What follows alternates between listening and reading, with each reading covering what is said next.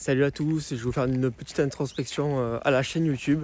Je vais vous raconter un petit peu mon histoire, comment je suis arrivé jusqu'à vous. Moi ça fait 5 ans du coup, je me suis intéressé à l'immobilier durant le Covid quand on était un petit peu bloqué à la maison, qu'on n'avait rien à faire. Et plutôt que essayer de jouer à la PlayStation, ça m'intéressait pas trop, je préférais un petit peu me poser des questions sur mon avenir et de me dire comment je peux essayer de sortir de cette routine boulot, métro, dodo. Où je voyais ma vie défiler pendant 30 ans et c'est vraiment pas ce que je voulais faire. Donc je me suis dit j'essaie de trouver un moyen et c'est comme ça que je commence à m'intéresser à l'immobilier. Donc je me dis je me forme pour essayer d'avoir un petit peu des notions et peut-être investir pour moi et pour avoir des revenus complémentaires plus tard. Donc je commence à me former. Je fais une première expérience du coup avec mes parents. J'étais chez eux à l'époque encore. Et je me suis dit, tiens, ils ont un projet immobilier, ils veulent un petit peu rénover leur extérieur, tout ça. Allez, c'est parti, je vais les aider. Donc je commence à me former, à faire les travaux du coup, à maîtriser les premiers artisans, maîtriser les premières difficultés. C'était un projet un petit peu piscine extérieure, donc je ne m'y connaissais pas du tout. Et je commence à faire venir des artisans, des devis. On valide avec mes parents, c'était bon. Donc on fait le projet. Ça s'est plutôt bien passé, franchement j'ai eu des bons retours, pas trop d'erreurs, tout s'est bien passé, donc mes parents hyper heureux, eux qui rêvaient depuis 15 à 20 ans d'avoir une piscine, voilà, il a fallu que je me forme dans l'immobilier pour les aider. Donc ça c'est le premier projet, première expérience on va dire terrain. Et ensuite je me suis dit, sortie Covid, je vais essayer de le faire pour moi maintenant. Donc je commence à passer à l'action, cette fois-ci en investissant. Donc j'achète, je me rappelle, un appartement, 75 mètres carrés, 3 chambres du coup. Il y en avait 2 à la base, mais j'en crée une 3e. 3 chambres et je décide de faire une colocation. Donc en fait, j'avais 3 personnes, c'était 3 étudiants qui étaient là du coup à l'année pour leurs études. Donc déjà, je me dis une seule sortie d'argent, donc un seul crédit pour 3 revenus. Donc plutôt rentable, je commence à faire ça. Le projet se passe très bien.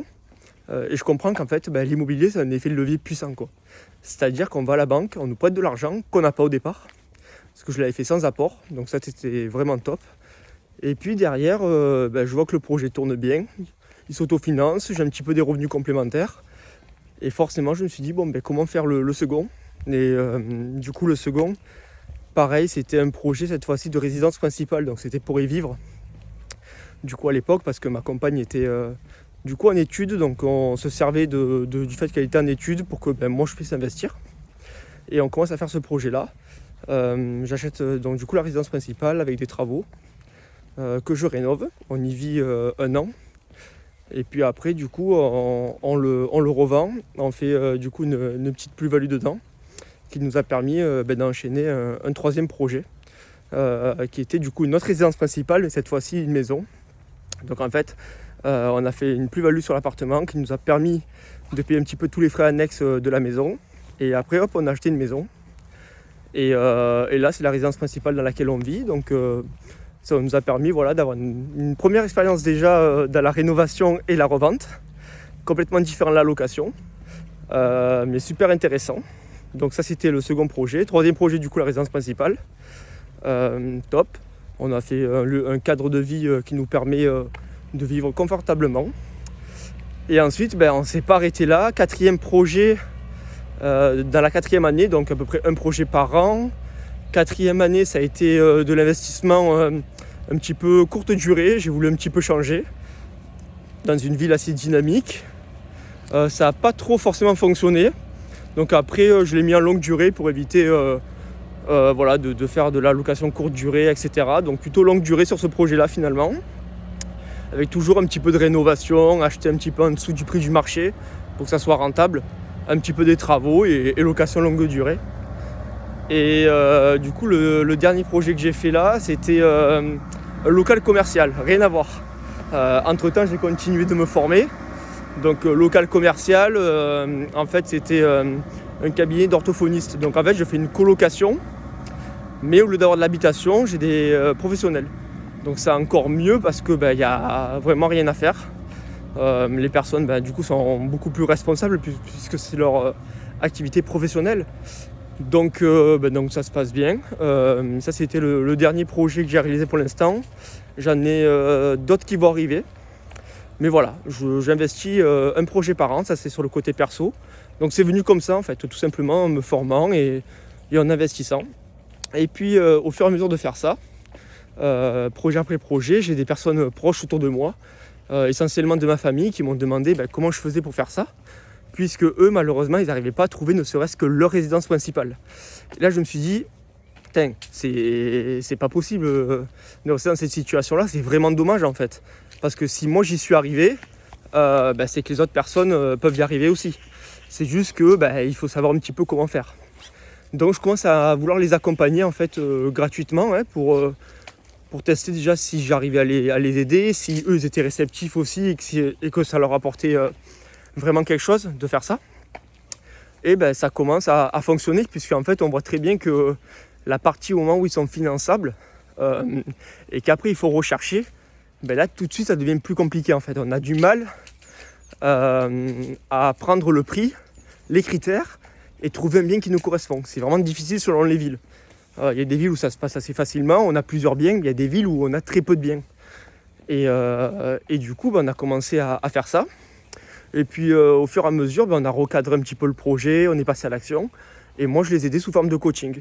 Donc à distance. À l'époque c'était quand on se voyait pendant les repas de famille et tout, on débriefait, c'était assez drôle.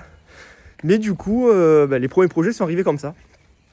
Et puis ça s'est étendu à d'autres personnes et c'est comme ça que l'accompagnement coaching immobilier que je mets en place a démarré. Et aujourd'hui, essentiellement, j'aide les gens, on va dire les personnes finançables, à devenir propriétaires de leur résidence principale rapidement. On va dire qu'en moyenne, en 3 mois, on trouve son bien. Et par une méthode en fait que j'ai créée, qui n'existe pas forcément, mais qui est le fruit de mes résultats et mes expériences. Et ça fonctionne assez bien. Et ce que je trouve bien dans le retour des personnes, c'est que en fait, sur le projet, ils se sentent seuls parce que les personnes en fait, elles vont à la banque, donc voir un intermédiaire bancaire pour leur financement. Mais une fois que le financement est fait, après la banque elle revient plus forcément avec toi, vers toi. C'est toi qui la sollicites pour après faire financer le crédit. Donc la banque fait son travail sans problème. Après l'agent immobilier, lui il est là pour vendre le bien de la personne à qui vous allez l'acheter. Donc en fait dans tout ça, qui vous aide en fait de A à Z? Finalement pas grand monde. Il peut avoir un chasseur immobilier, mais il va aller chercher le bien à votre place. Il va prendre à peu près 3% du prix du bien. Ça peut très vite grimper l'enveloppe à lui donner. Et donc c'est là où j'interviens dans vraiment le côté accompagnement à distance selon votre projet partout en France. Et c'est là où ça peut être intéressant en fait de pouvoir mettre en rapport en fait le budget, les critères, la réalité du marché, parce que des fois c'est pas facile aussi, et puis de trouver un projet. Voilà un petit peu l'histoire que je voulais vous partager et le retour un petit peu aussi d'expérience au fur et à mesure. Et l'immobilier, quoi qu'on en dise, c'est quelque chose d'extrêmement durable sur le long terme en fait. Ça a vécu toutes les crises, les guerres, le Covid. Alors il y a tous des fluctuations, il y a des fluctuations de taux qui fait qu'on peut plus ou moins emprunter. Il y a les prix du marché qui peuvent varier en fonction des villes, augmenter ou baisser, mais généralement au fur et à mesure des années, ça augmente. Les taux, ils sont à peu près stabilisés en ce moment. Par contre le pouvoir d'achat lui il n'augmente pas. Donc mathématiquement au fur et à mesure des années, on emprunte de moins en moins, où c'est vraiment compliqué. Et vu que dans la vie généralement on n'a pas des gros revenus qui vont croître, en fait on est limité après. Donc c'est vrai que c'est pas évident de trouver un bien en fait qui nous correspond, parce qu'au fur et à mesure de notre vie, peut-être qu'au début on est seul, après on est en couple, après on a une famille, et finalement on veut changer de bien au fur et à mesure de sa vie, ce qui est tout à fait normal.